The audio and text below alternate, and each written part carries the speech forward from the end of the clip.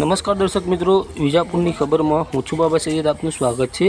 અમારા ખરોડના પ્રતિનિધિ મુકેશ પ્રજાપતિનો રિપોર્ટ. વિજાપુર તાલુકાના ખરોડ ગામના ખરોડથી જંત્રાલ તરફ જતા રસ્તે એક ઇકો ગાડી સળગેલી હાલતમાં જોવા મળી.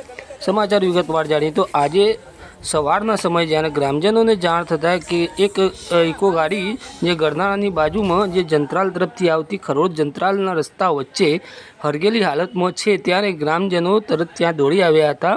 અને સ્થાનિક લેવલે જોઈ શકો છો, જે સળગેલી હાલતમાં જે ઇકો ગાડી જે છે જેના કાચ પર તૂટી ગયા છે, આગળની નંબર પ્લેટ પણ બળી ગઈ છે અને આજુબાજુના જે ટાયરો છે તે પણ બળી ગયા છે. કહી શકાય કે જે ઇકો ગાડી જે છે હાલ તો અજાણી હાલતમાં મળી છે, બિનવારસી હાલતમાં મળી છે, પરંતુ પોલીસે આ દિશામાં ધબધબાટ શરૂ કર્યો છે. પોલીસ સૂત્રોના જણાવ્યા અનુસાર હાલ ગાડીની તપાસ શરૂ છે.